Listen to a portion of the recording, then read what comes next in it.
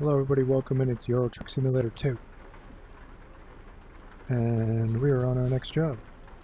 Here, let me show you. Actually, I think one of these buttons is the world map. Is it this one? Nope. That's my truck. It's raining out too. Look at my tires. They're pretty cool, right? Look at that. What the heck? This is we have out-of-body experience camera, which is pretty cool. What was that? Is it this button? Nope. Let's see. One of these is my world map button. I don't know what that does. Oh, okay.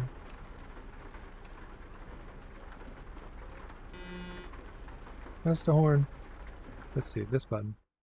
Well, this really isn't that. Okay. Let's see.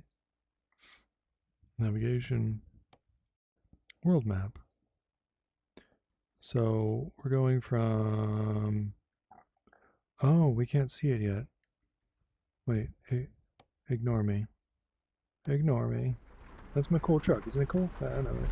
Yeah, I think we have to like pick up the stuff first. We're transporting pipes. Sewer pipes.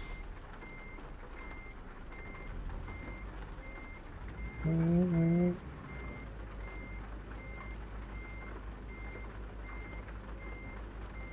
we go. And then this button. Okay, stop. Could I? Yeah. Can I look at the world map from here? No. I should like do these things before I jump on, right?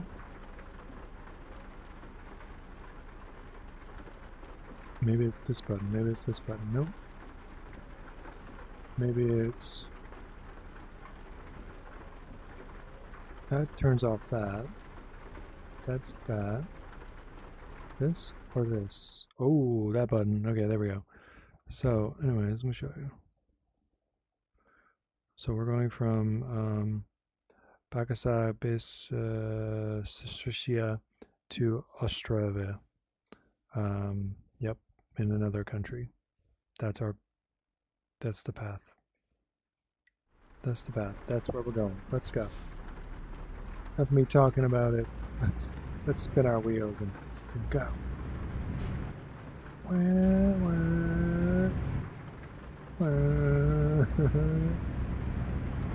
All right. Can't forget, I'm actually driving in the rain.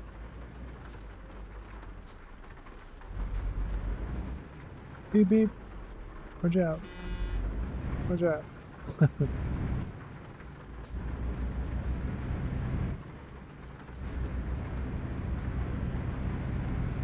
Alright. Is my windshield wipers even going?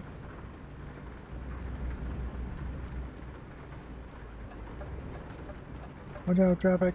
Watch out.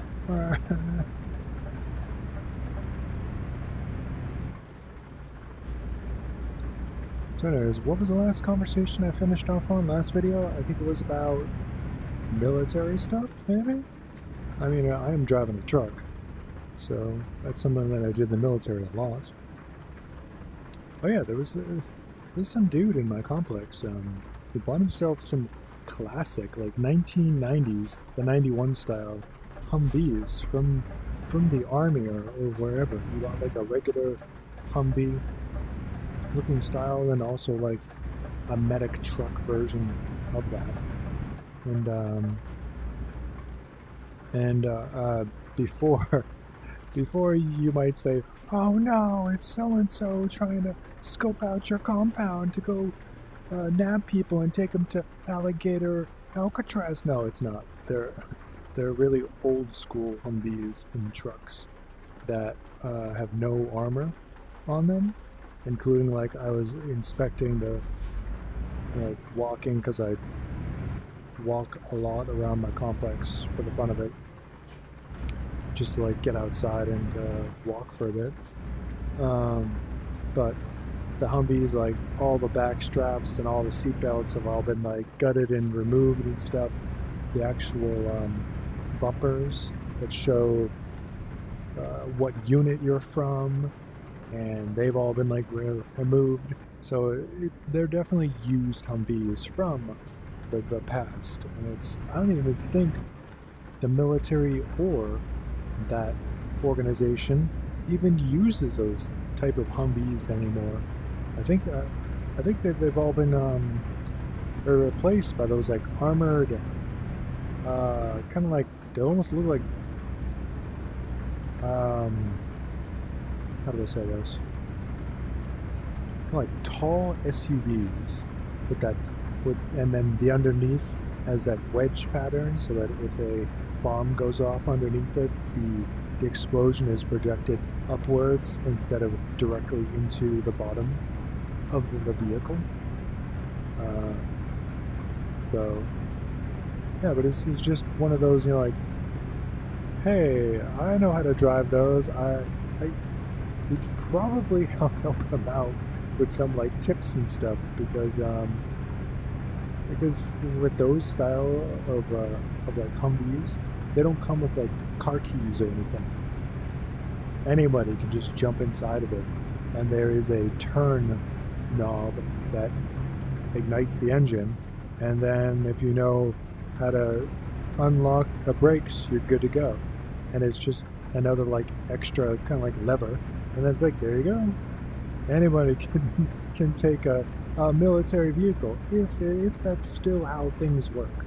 And I found that to be really odd and strange when I was in the army, because I asked my commander about it, and then he says, well, if we're in like if something bad happens to us on a battlefield, we don't need to be fumbling around our keys. We need to like jump in our vehicles and go. And that makes total sense. Including in the army, nobody's away from their vehicles. They don't go and like go off and you know, hang out someplace else if we're like deployed.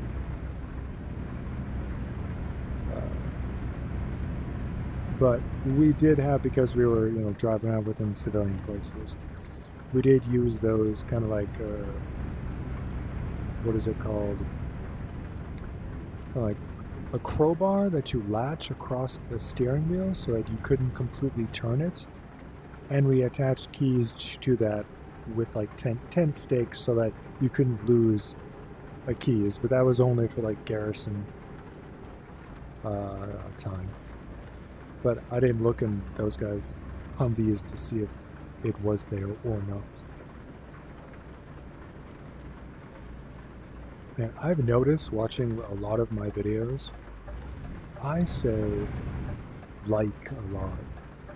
Like this, like that, like everything. And it's really bothersome for my ears, and I'm so sorry if anybody else is bothered by it. But I will try my best not to use like while I'm speaking. There's no promises. I already know that I've said it at least 2 to 3 times already. But it's a habit that's really hard to break. Also the word literally. We literally say literally way too much in our social media content world. What is going on? Why is there so much traffic? This is a video game. Come on. Beep, beep. Beep. Beep goes the beeps. Okay. Thanks for stopping, sir. I really appreciate it. And I hope everybody enjoys my... I think I increased the graphics. I bought some new computer parts, which I swore never to do again, but my lying hypocritical ass bought some more just for my VR streaming stuff. Well, VR YouTube content creation. I'm thinking about streaming again just a few of my VR games. 3 like sit-down style ones. One's a mech fighting one. Another is a kind of virtual hover bike racer one. which is a really fun, both of them. And what's my third one? Oh no, there's the third one. I'll remember like in 10 minutes and sit there and say, oh yeah, it's that game. Beep beeps. Talking about army stuff.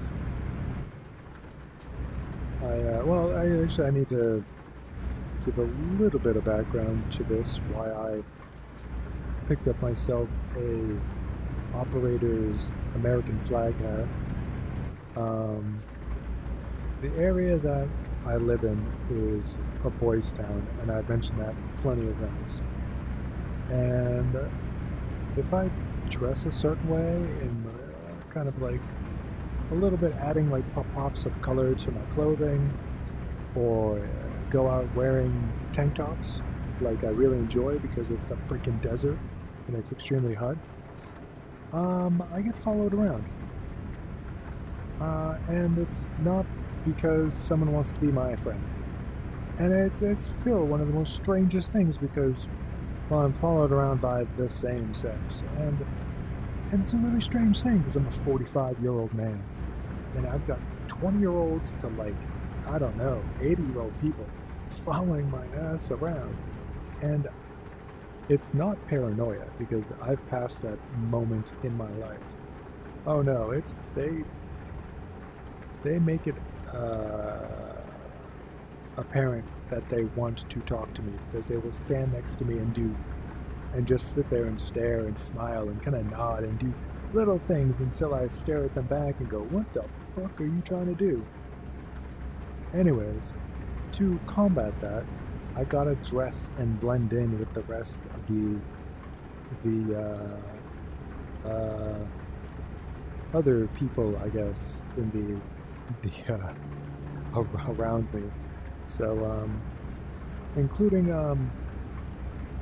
also I bought myself a baseball cap that is within like black and green, and it has that camouflage American flag on the hat. and if there's anything that scares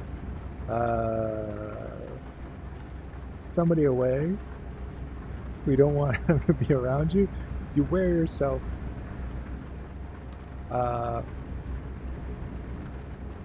military gear or slash a certain type of American flag that obviously makes me seem like I'm part of a certain group.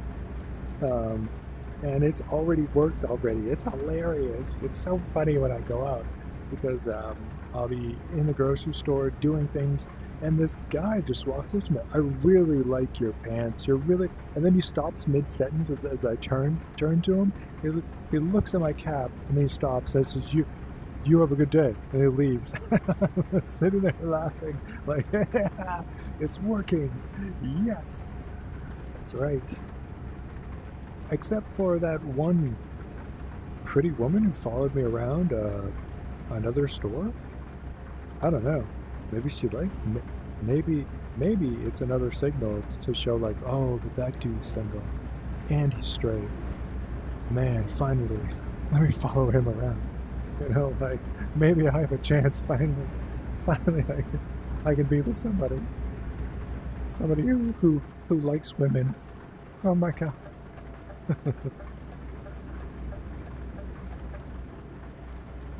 All right, here we go. Where are we going? Ostrava. Oh man, how close am I? Uh-oh. Oh, super fast. Oh, I feel all the weight. Probably just turned in front of somebody. No, okay, good. Look at this cool bridge! Heck yeah! Hopefully, one of these days while I'm driving in this game, it won't be raining out. You know?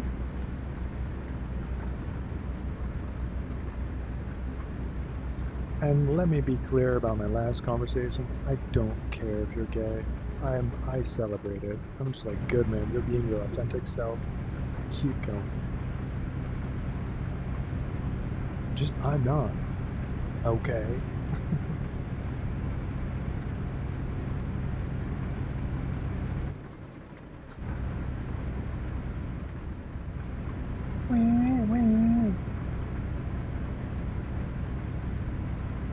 Man, it's kind of an incline. My truck's kind of struggling, even though that yeah, okay. I don't know if you guys can hear my cat Natsu. He's screaming at the top of his lungs, trying to get my attention.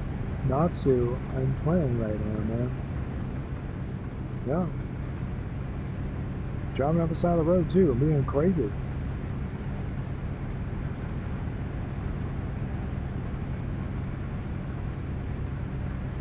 I was actually thinking the other day, how many more times I'm gonna move in my life before I actually like settle in a place that I can call home. I moved so many times in my life. And I was also thinking about people who have stayed in one place like their hometown. Ooh, I just said it like again. Like their hometown. For their entire lives. Where like people are living to about, 120 these days. So imagine staying in the same hometown for 120 years. And that doesn't mean they don't like go out and travel and stuff. They go out and do things, but I couldn't do it. You know? I'm ready to move around after about 20 years. You know? But I do miss a couple of food places from my hometown. That's a very interesting that actually follows follows me around my entire life, no matter where I go. I have like eaten in plenty of delicious places, but one place in particular, it's called I wonder if I'm getting the name wrong, but it's called Lawton's Hot Dogs, and it's a place in Massachusetts, and they would sell these, like foot-long hot dogs, but it didn't taste like any, like boiled or pan-fried hot dogs. It had this deliciousness to it, this savoriness, as if they flash cooked it in lard. I really think that's how they made their hot dogs, and then they would, and then just like serve it up to you. And they were the best. You would like get them with these giant like steak fries too. They were just the best tasting hot dogs I've ever had, and I've never I've had some decent ones here and there, but they are still the best.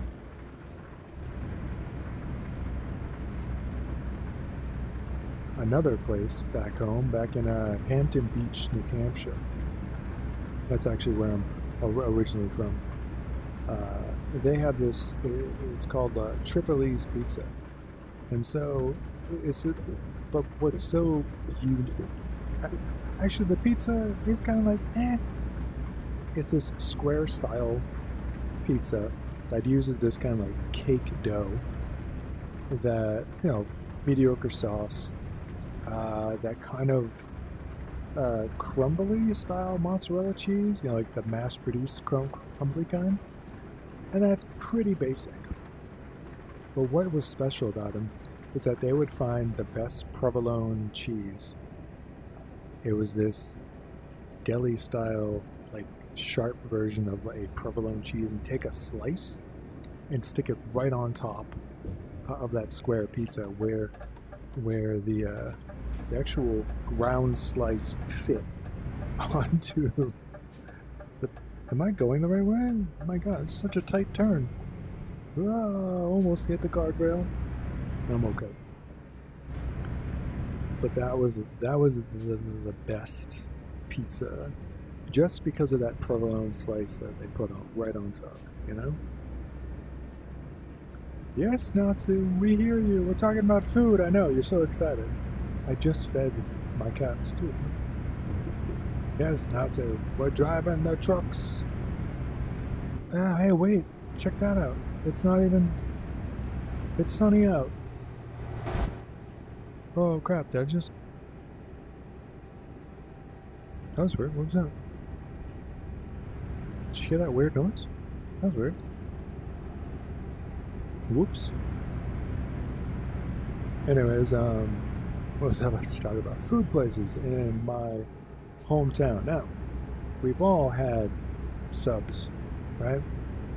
But in this place, there was this kind of like convenient-ish store, and they converted like a small section of it into this kind of like sub deli place, you know, hole in the wall place.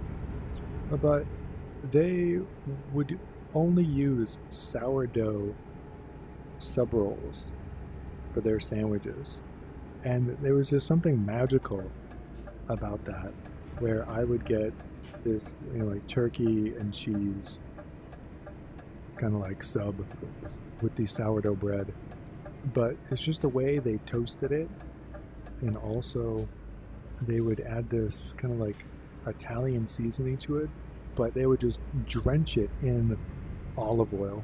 It was the drippiest, best turkey and cheese sandwich sub thing I've ever had in my life. And I've never had better, you know, or maybe it's just that like childhood memory of it, you know, where it's just like I've never had that again, you know. And I've probably had plenty of sandwiches, but still, nothing has beaten it yet. Too bad I don't. I'm a vegetarian. I don't eat meat, and not that much bread either. Is this the turn in? Is this the turn in? Nope. Come on, no like automatic. Welcome, sir. Oh wait, here we go. Alright, everybody, this was a quick one. That's it for now. I hope you enjoyed the new visuals and the ride. And well, actually, it hasn't taken that long. Should we try to? And that looks probably gonna throw me there in front of between this Transnet truck and the red thingy, or over here next to that one. And that might take a. Oh wow, yeah. Let's just play it safe. Where? Where are you? Hello? Hello? Oh, there it is. Wee wee.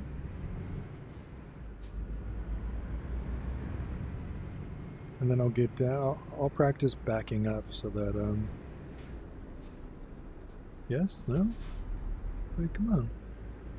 Oh, maybe because it's not straight. Okay, wait. Go. Oh shit. Nope, wrong way. That's okay. I got this. I know what I'm doing. So if I want the trailer to turn this way. There we go.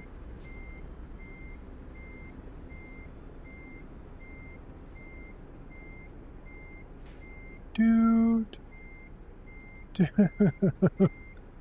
This goes enough. I'm gonna do this back and forth until I get it done.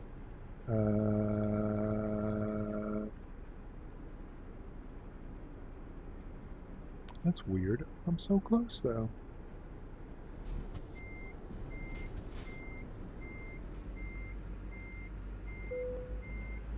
Oh, there we go. Yeah. Not bad. And alright.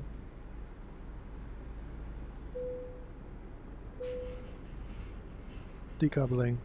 Press the wrong button. There we go. Job complete. Thanks for hanging out with me, everybody. I'll see you next time.